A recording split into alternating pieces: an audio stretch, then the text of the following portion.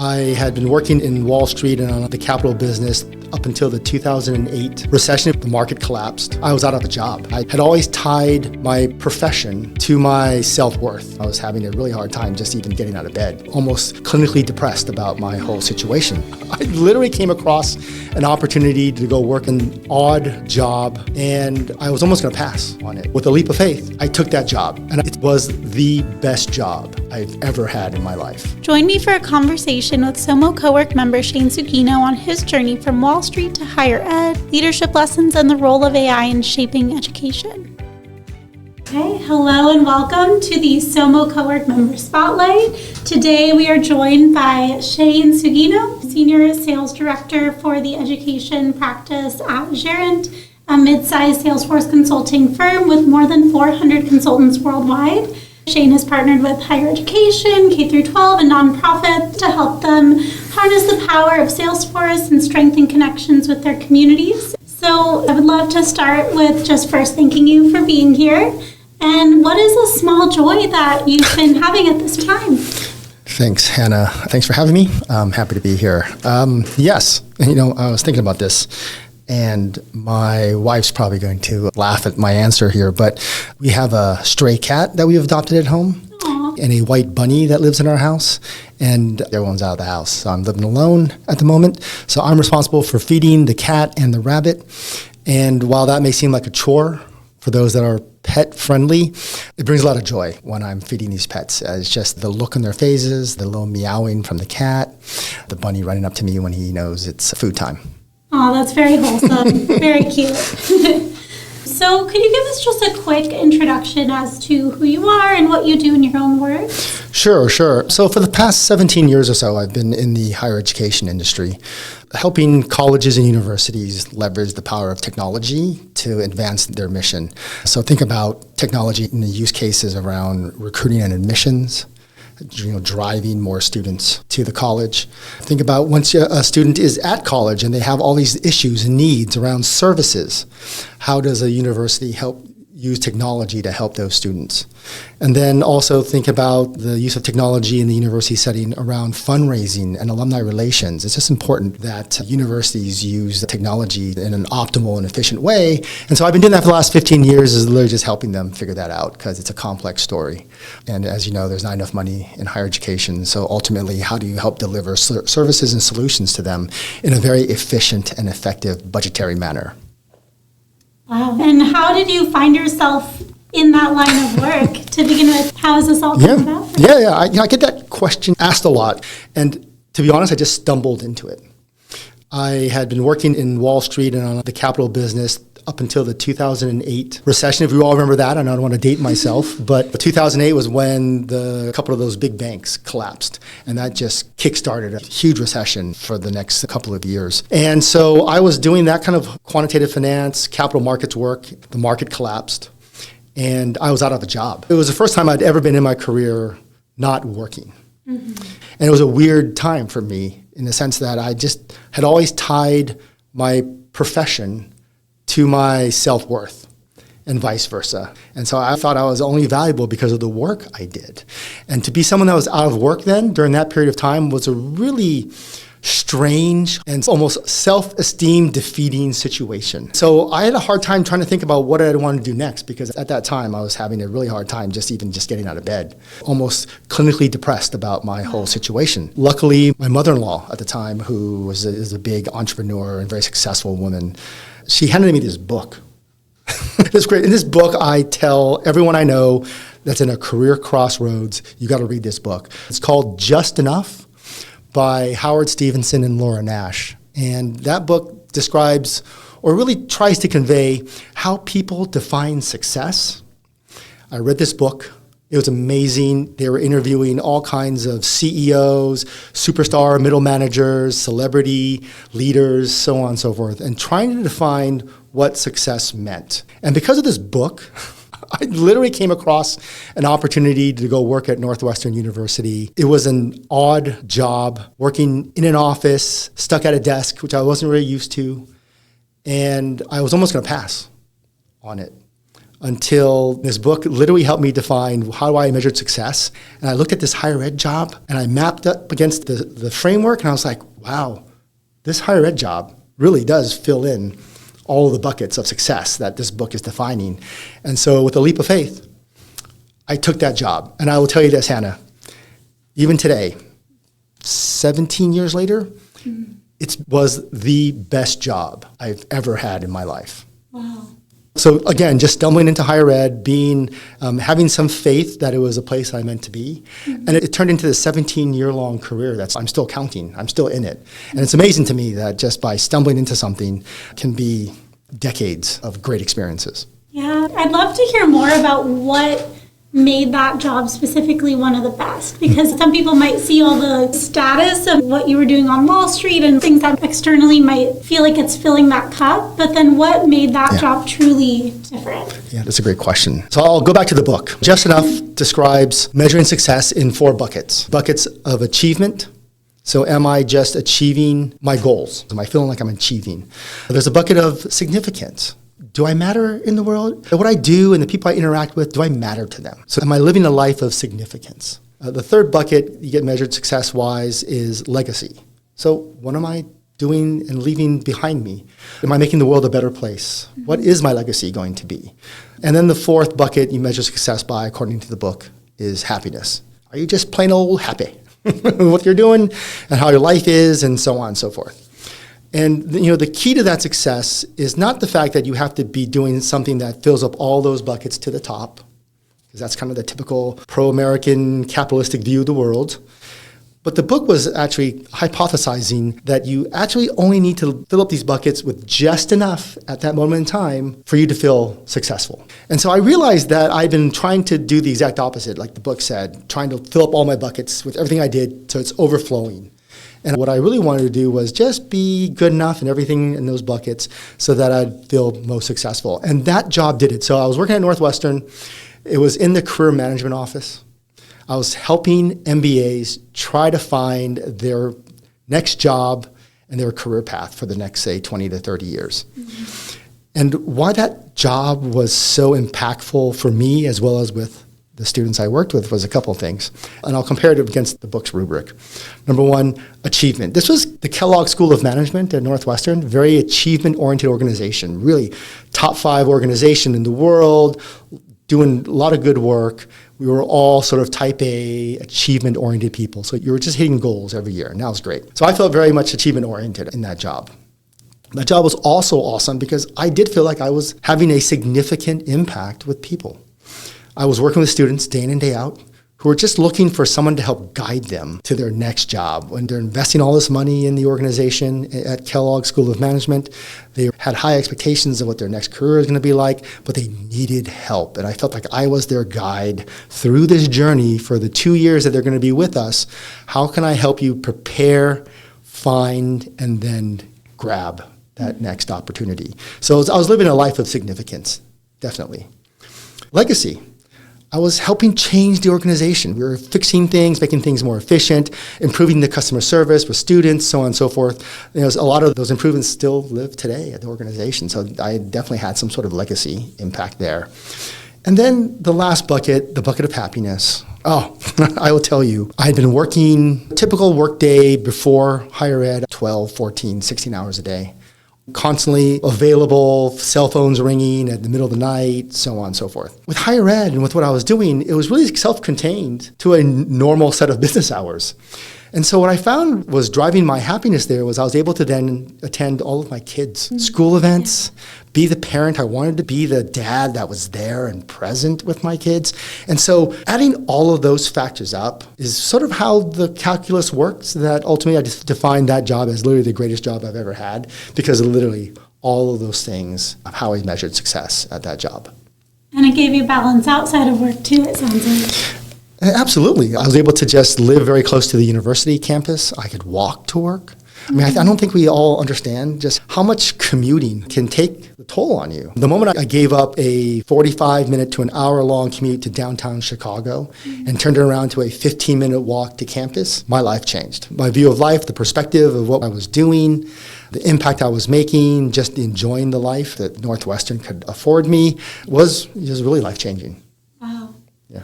Yeah, no, that can make a huge difference, all those factors. And if you don't mind, would you give us a little window into the contrast of what Wall Street was like in comparison? Yeah.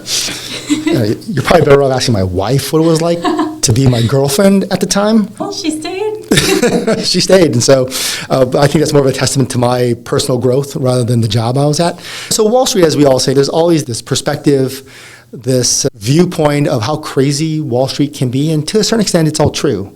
It's pro-capitalism. You're pushing money around. You're trying to make as much money as you can.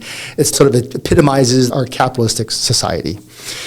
And as a first job, it was great because I learned a lot. But at the end of the day, the toll it took on the fact that I was working in the trading business. Mm-hmm. So I had to be on during trading hours when the stock exchange was open. But what people don't understand is that once that part of the day was over, I was spending a lot of my time reviewing our portfolio, going out to dinner and entertaining clients. So while trading was like an 8 to 4 job, the full job ended up being like 8 to 11, 8 to midnight, because I was always out every night. And so think about doing that 5 days a week, every week for the year, just a constant grinding. And then the environment during the trading hours was really extreme. I can imagine like just phones ringing off the hook, people yelling, people screaming, the noise, the decibel level is so extreme. And then the fact that at the end of the day, there's no respect for personal space. People are literally grabbing you, asking for stuff last minute. They're yelling at you constantly. They're throwing things at you to get your attention. You can just imagine if you've seen movies where you've seen kind of trading floors in the movie, absolutely correct, spot on. It's just an area of frenetic energy. And you bring that home oftentimes. So I know I used to be able to come home and my wife would say to me, oh, okay, you need to de-stress yourself for the next hour before you talk to me, kind of thing. And so you can imagine how crazy that lifestyle can be if you're doing it for 5, 6, 7, 10 years. I ended up doing it for about 7 to 8 years. And you can imagine the toll it took on me from a stress level, from a health perspective and all that. Now, contrast that with in higher ed. We open for business 8:30, done by 4:35.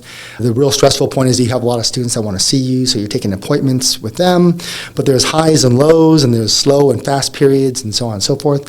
But the whole thing, even though the environment was pretty stressful to be in higher ed, because you're really committed to these students, because people who work in higher ed love their jobs, what I find at least, is that they deal with the stress. The stress isn't bad stress. It's like good stress. You use it because you're achievement-oriented, you're driving toward goals, you're really helping people. So at the end of the day, you might feel a little exhausted, but you're also exhilarated because you've had the chance to work with so many people today and help solve their problems. There really isn't a better feeling than that in your job. Yeah, well, since you have helped these students with finding their own next career moves and you've gone through your own quite significant career change as well, I mean, it sounds like, first of all, reading the book is a great place to start. But is there any other advice you have for anyone who maybe is in a transition point, either maybe at a job that's not feeling aligned or maybe they lost a job and they don't know what to do? What would you say to that? Yeah, especially in this time. The labor market's weird. These are sort of unprecedented labor times in the workforce, and things are changing on a daily basis. So I've been a career coach since my Northwestern days. I've pivoted a few times in my career, and I've used the principles I use as a career coach on myself. So the advice I give people is that, number one, you have to know what drives you personally. Taking a job for a job is great. If you have to, you have to. But ultimately, you want to make sure that you have a vision of what your professional life can look like. Because it's a long time. For you, those that are early starters in the workforce, you just graduated from college or just maybe coming out of high school, looking at a trade job or something, you have like 50, 60 years of work life ahead of you. So it's really helpful to be successful in your career if you understand what drives you. What do you want to do with your life? What kind of work do you want to do? What excites you every day? Because there's this really old cheesy adage I keep on hearing, and people say it all the time, that if you love what you do, you're never going to have to work a day in your life, right? And so it's kind of cheesy. It totally is. But it's so true that if you love what you do, it's not really work. It's just what you do.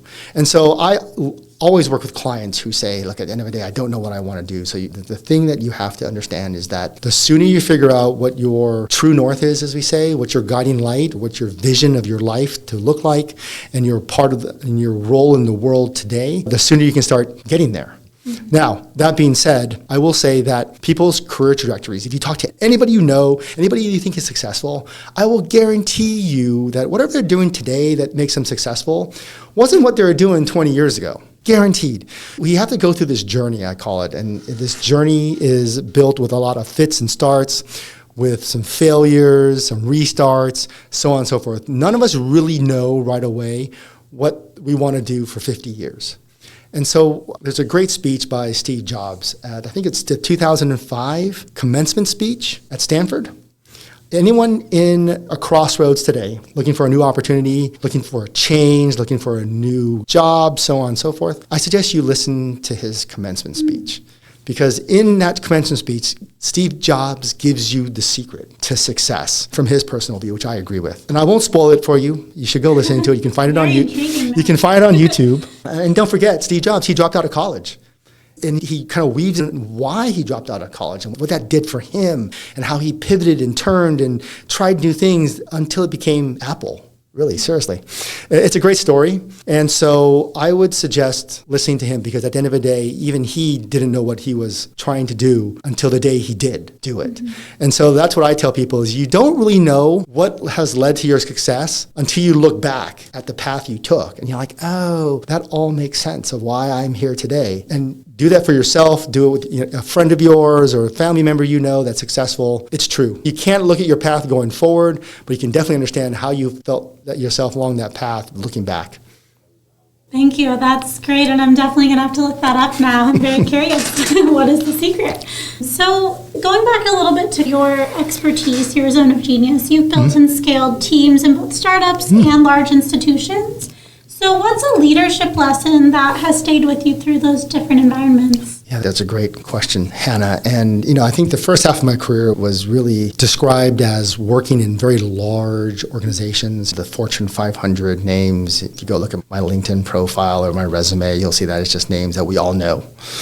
Learned a lot, learned how great leaders manage large workforces, how they can adapt change in an organization of size and scale, which is not easy. And so I learned a lot just working in those organizations and how you move people, how you communicate with people to drive goal setting and achievement. Later on in my life, I started to downsize to much smaller organizations because I realized that while I liked working at large organizations and I liked the value of the resources available to me in a large organization, my personality, my work style, and my perspective really was going to be more impactful with smaller organizations. So that allowed me the opportunity to compare and contrast the different leadership styles I've seen between large organizations and small organizations.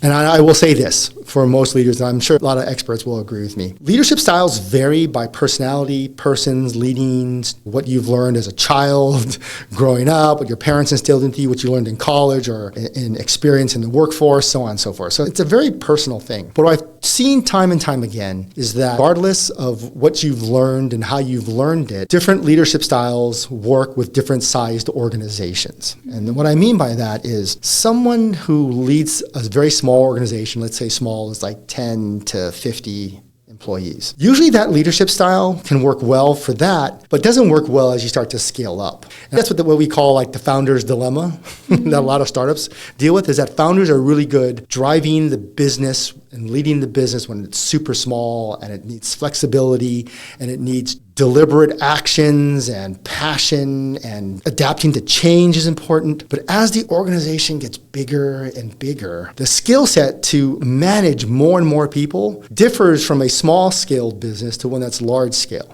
And I see it time and time again. For example, in a small business, a leader can be quick, can be emotional, can make quick decisions and can just start doing things. And everybody takes that cue because it's a small organization and can just follow along. But you take those same traits and put that in a large organization of say 2,000 to 10,000 people. You doing the exact same things in a small company now in a large company will create confusion, will create misunderstanding, will create miscommunication, will create some chaos.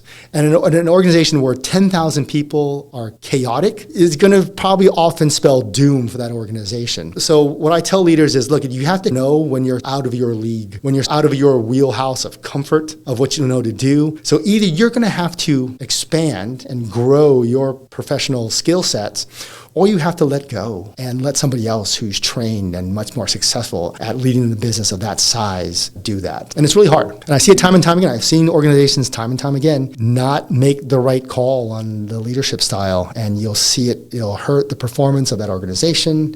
You see it when people tend to quit from organizations because they're like, oh, it just doesn't work anymore for me, this style, so on and so forth. And so it's important in my book that leaders understand what their limitations are. And it's really hard because for a long time, leaders have been leading. It's hard to say no to a leadership opportunity, but to be successful, you have to understand what your limitations are and what type of organization you work well in and what organizations might stretch your skill set. And so that's why, for me, I've been working with small organizations for the last, 10 years or so, because I've realized that I'm a change agent. I like change. I'm comfortable in change. I like to see people change. I like to see organizations change. And change is a lot easier in a small, growth-oriented organization than one that has like 100,000 employees. Change comes really difficult to them. So over the years, I've gravitated more towards small organizations where I can make a larger impact with my change focus than working for a company that has like 100,000 employees. Yeah, thank you for breaking that down. And I like how you even gave some red flags to look for leaders if it's becoming out of their scope, like some signs of people quitting or things like that. So I think that's helpful just to be aware of. And have you seen examples of leaders being able to evolve to that bigger scale? Yeah, absolutely. Even in today's world, you can see some of the, I won't name a bunch, but there's a lot of startup founders who are still there.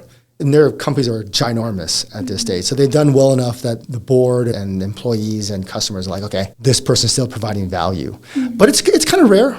Right? It's kind of rare, it can happen, but you just have to shift and change your management style and your leadership style as you start to grow your business, because it's, like I said, a 50-person company demands a lot different things than a 50,000-person company. But it can happen, but as a leader, you have to be open to it, and that's really hard. That makes sense.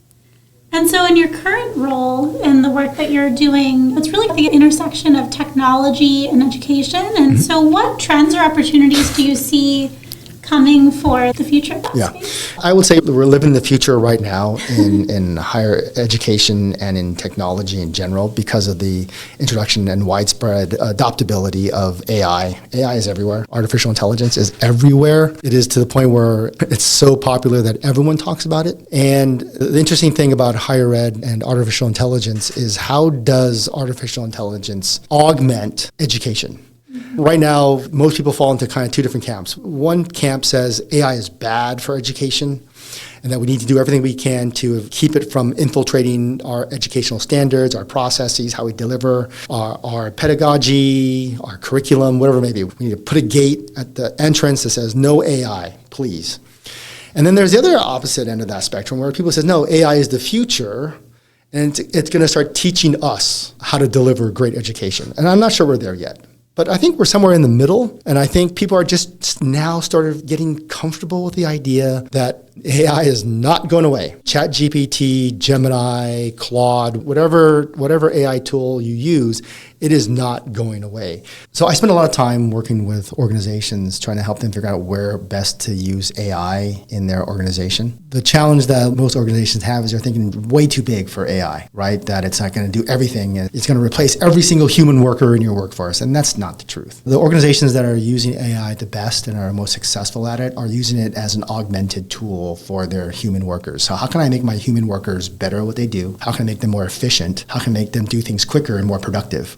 And so one of the areas that we constantly look at, especially in the higher education space, are two areas. One area is where you think about admissions counselors, think about customer service people who are answering student questions. Can those answers or those questions be answered by AI? Absolutely yes. And so we can free up the time of human workers to do things that are more productive for them that only humans can do, like higher order activities that require a human brain rather than a machine to do it, so on and so forth. And another thing that's very important about AI is in today's world, teenagers, applicants, people applying to college, young people, they don't like to read FAQs. They don't want to read something on a website. They want to ask a question and have it answered very quickly. And that's where AI plays a huge role in higher education. So at the end of the day, if they can have some sort of agent bot that can answer those questions for them, they're going to love it. And so you start to look on any website of any college application process, they all have a chat bot because it's almost required in today's world. So just a couple of areas where AI is good. At the end of the day, there's the question about what AI is going to be in a few years. I mean, the amount of change that's going on with artificial intelligence today is amazing. And so we'll see. I learn something new every day. With all these chatbots that are out there. So it's fascinating. I'm looking forward to it. Yeah, well, and that's a great point. I like how you said being more strategic with it and not just replacing humans, but helping work smarter, basically. Yeah, absolutely. Well, kind of just bringing this full circle, this is the SOMO Member Spotlight, and you are a very regular member of our space. So I would love to just hear what brought you all the way from Wall Street over to now wine country, Sonoma County, and what brought you to SOMO? Yeah. So I've been a consultant for at least 12, 13 years, and consultants tend to be able to work remotely and work from home, which is one of the benefits of being a consultant. And so having been a consultant for more than 12, 13 years, I've gotten to the comfort zone of working remotely, not in an office, trying to work from home. I will say what drives me to work in co-work space here at SOMO is the fact that my wife does not like it when I work from home. As you can imagine, I talk a lot as a consultant. I'm on the phone, I'm talking to people, I'm just moving around constantly, and I'm very disruptive at home. And so trying to work from home has never been ideal for someone like myself. So for the last 12 or 13 years as a consultant, I've always worked out of some sort of remote office space, even when my firm that I was working at the time has an office in the city that I lived. If it was more than a 15-minute commute, I would always try to find some local neighborhood co-working space to work out of, because even a 30-minute commute, that's a waste of an hour on the train or driving. So I've always worked in a co-work space. And so when I came out to wine country, out to Sonoma County here, I was working out of a small co-work space. There's like 5 of us. It was more like a sublet of a larger office space, really. It wasn't really necessarily a co-work space. But then when they closed that down, I had to look for a new space. And I won't take credit for this, but my wife knew about you all. And we came for a visit. And just, what I love about SOMO Cowork, there's a couple things. One, the size and scale at which SOMO Cowork offers services is amazing. This is a huge space. A lot of other co-work spaces are either claustrophobic because they're small or they're just overcrowded. And you don't get that sense here at SOMO Cowork. Even though there's a lot of members and there's a lot of people that work here, the size affords you your own personal space. That's great. Number 2, the community that's built here is amazing through Hannah and others that work for SOMO Cowork. Just really facilitates a really nice community feel with a lot of events, a lot of activities. We're all just friendly people, just doing our thing, but there's a sense of community. And that's probably the biggest thing that drove me here is a sense of community, because while I am an individual contributor sometimes as a consultant, I like to be around people. And so working from home also doesn't appeal to me because I'm just hanging out with my wife and our pets all day long. The idea of community with other people, a diverse group of people who I can just interact with day in and day out, who have nothing to do with my job, nothing to do with my company, but are kind of doing the same thing that I'm doing. That community feel is so important, and it's so valuable for someone like me and others like me that that's the biggest single value that I gain being a member here at the SOMO Cowork. Oh, well, we are so happy to have you. And yeah, you definitely bring so much to the space. You have, big personality, so we appreciate that. And thank you so much for coming on today and Any last words for anyone listening? Maybe how they can find you or how to connect? Yeah, so even though I have a desk here at SOMO Cowork, you'll probably find me sitting in one of the kind of the free spaces around, either in the kitchen or on the couch, or oftentimes outside on the balcony enjoying the Northern California sun. So yeah, come look at me. Happy to talk about anything else. Okay, well, thank you so much for joining us today. Thanks, Hannah. Thanks so much for listening to this episode of the SOMO Cowork Member Spotlight. We hope you enjoyed it and stay tuned for future conversations with the incredible members of our community. See you next time.